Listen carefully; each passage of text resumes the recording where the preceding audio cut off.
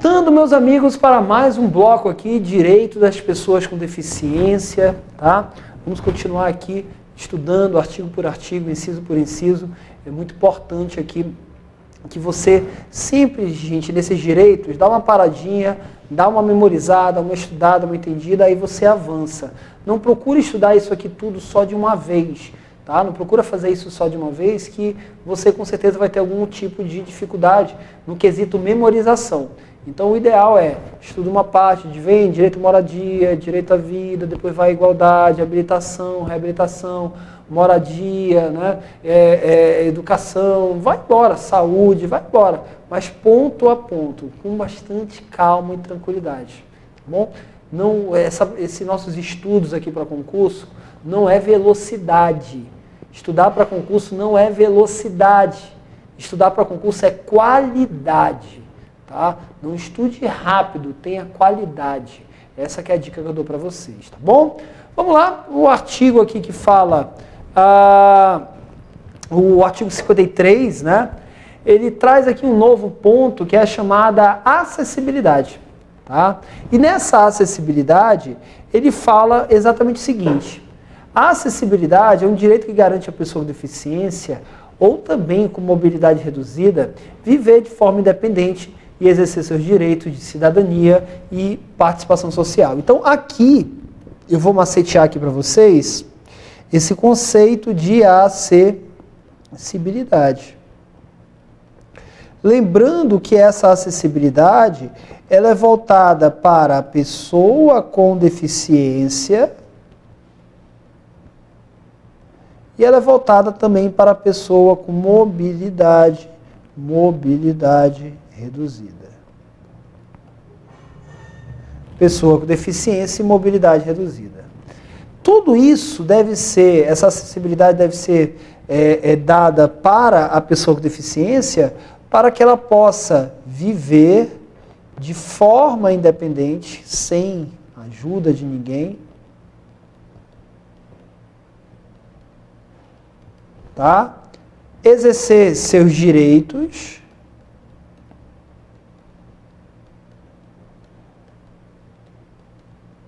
e, por fim, ter uma participação social. Essa participação social quer dizer uma participação na sociedade. Tá? Uma participação na sociedade. São sujeitas ao cumprimento da disposição dessa lei e de outras normas relativas à acessibilidade, sempre que houver interação na matéria regulada, tem que ter aprovação de projeto arquitetônico e urbanístico ou de comunicação de informação, fabricação de veículos de transporte coletivo, deve ter essa acessibilidade, e prestação do respectivo serviço. E execução de qualquer tipo de obra, quando tem destinação pública ou coletiva. Então, aqui a lei está dizendo, projetos arquitetônicos, se eu, Fábio, for construir um novo prédio, meu prédio tem que ter acessibilidade. Senão o meu projeto não vai ser aprovado. Veículos também tem que ter acessibilidade, senão esse projeto do veículo não é aprovado, tá? De transporte coletivo, no caso. Então, a acessibilidade ela é obrigatória nesses casos aqui, senão não há aprovação por parte do poder público. Outorgam renovação, concessão, permissão e autorização ou habilitação de qualquer natureza, tá? Principalmente serviços públicos que são concedidos aqui a particulares. Esses pontos aqui falam de institutos que são serviços públicos que são concedidos, são transferidos aos particulares. Tem que ter acessibilidade nesses serviços públicos transferidos aos particulares. Aprovação de financiamento de projeto com utilização de recursos públicos por meio de renúncia ou de incentivo fiscal, contrato, convênio ou instrumento cogênere. E a concessão de aval da União para a obtenção de empréstimo de financiamentos internacionais por entes públicos ou privados, até para trazer essa acessibilidade. O artigo 55 aqui, né, ele já fala o seguinte: a concepção e a implantação de projetos que tratem do meio físico, de transporte, de informação e de comunicação, inclusive de sistemas de tecnologia, de informação e comunicação e de outros serviços, equipamentos e instalações abertos ao público, de uso público ou privado, de uso coletivo, tanto na zona urbana como na rural, devem atender princípios de desenho universal. Fábio, o que é desenho universal? São produtos, são serviços que podem, né, que devem, no caso, ser utilizados por todas as pessoas. Qualquer pessoa, deficiente ou não, pode utilizar.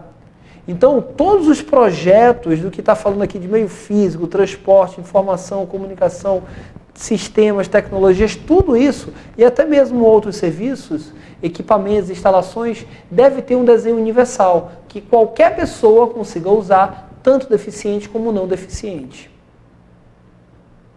O desenho universal será sempre tomado como regra de caráter geral. Então vamos lá. O desenho universal, tá? O desenho universal, porque ele fala, gente, quando eu falo aqui desenho universal, se você vier aqui, né? Vier aqui no nosso Google, aqui, colocar desenho universal. Ele vai dar aqui uns exemplos aqui, deixa eu ver se ele vai achar aqui, de desenho universal. Deixa eu ver aqui algumas imagens. Por exemplo, quando eu coloco aqui desenho universal, qualquer pessoa vai conseguir utilizar, quem é deficiente ou não. Olha aqui essa figura aqui do transporte, ó.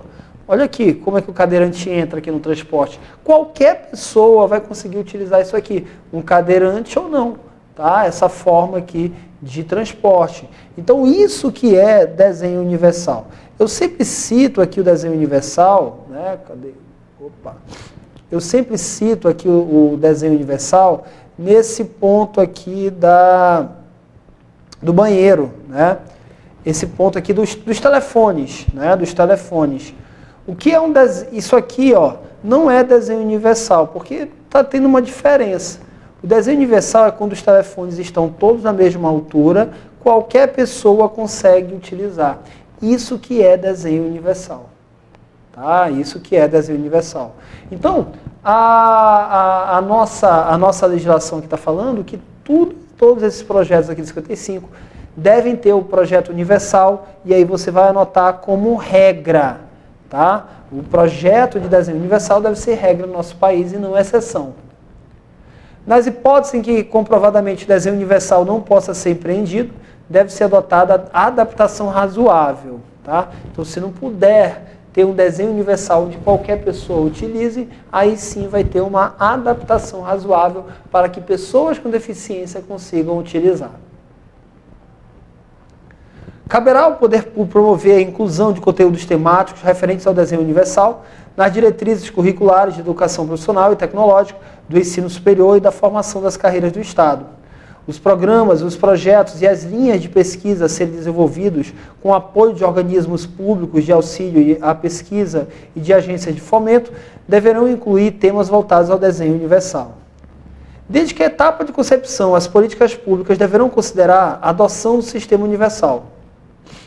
A construção, a reforma, a ampliação, a mudança de uso de edificações abertas ao público, de uso público ou privado, de uso coletivo, deverão ser executadas de modos acessíveis. Isso aqui é para os imóveis já existentes. Tá? Um novo imóvel que vai ser criado, ele tem que trazer um desenho universal. Mas imóveis já existentes vão promover acessibilidade, tem que promover adaptações razoáveis.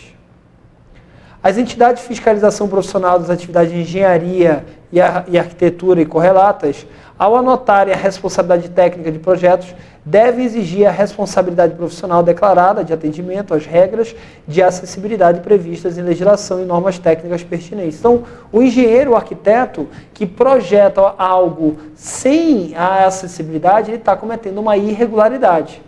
Tá? Ele está cometendo uma irregularidade.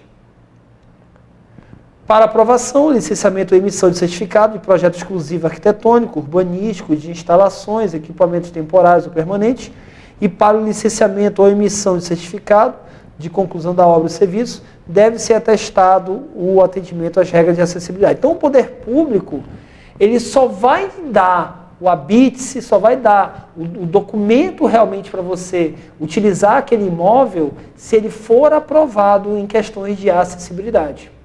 Tá? Então, hoje, quem constrói tem que ter mais atenção quanto à acessibilidade, quanto a qualquer coisa. porque senão o projeto não vai passar. Tá? A obra não vai receber aprovação do poder público. Então a acessibilidade é regra obrigatória em obras e serviços, como você está vendo aqui comigo. E o poder público, após certificar a acessibilidade de edificação ou de serviço, determinará a colocação em espaços ou locais de ampla visibilidade do símbolo internacional de acesso, de forma prevista em legislação e normas técnicas correlatas. Muito bem, eu preparei aqui para vocês, gente, né? Temos mais aqui o 57, né? Temos aqui o 57 que fala, né? O 57 que fala aqui da acessibilidade ainda, né? As edificações públicas e privadas de uso coletivo, gente, já existentes, deve garantir a acessibilidade. Já existente, deve garantir a acessibilidade à pessoa com deficiência em todas as suas dependências e serviços, tendo como referência as normas de acessibilidade vigentes. Agora, os projetos de edificação de uso privado multifamiliar devem atender os preceitos de acessibilidade na forma multifamiliar, aqui são os condomínios, tá? Devem ter acessibilidade também. As construtoras, incorporadoras, responsáveis pelo projeto e pela construção das edificações, a que se refere o cabo desse artigo, devem assegurar o percentual mínimo de suas unidades internamente acessíveis na forma regulamentar. E aí, meus amigos, para essas unidades de apartamentos, é vedada, né, a cobrança de valores adicionais para aquisição de unidades acessíveis. Então, você já viu comigo, eu já falei isso várias vezes, tá? Não pode ter diferenciação de valores para as demais pessoas e para os deficientes.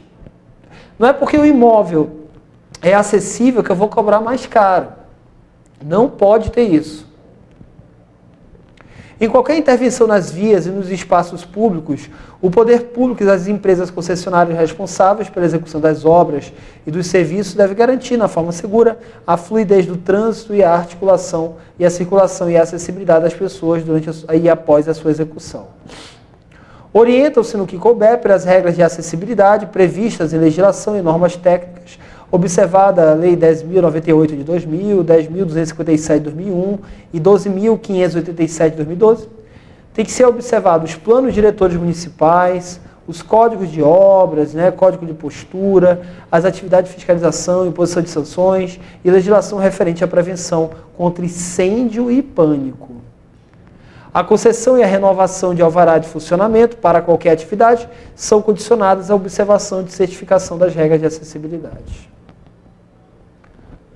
Muito bem, temos agora, para finalizar aqui, né, esse bloco, a emissão de carta de habite-se ou de habilitação equivalente de renovação, quando tiver sido emitida anteriormente à exigência de acessibilidade, é condicionada à observação e certificação das regras de acessibilidade. Então, é aquilo que eu estou falando, né?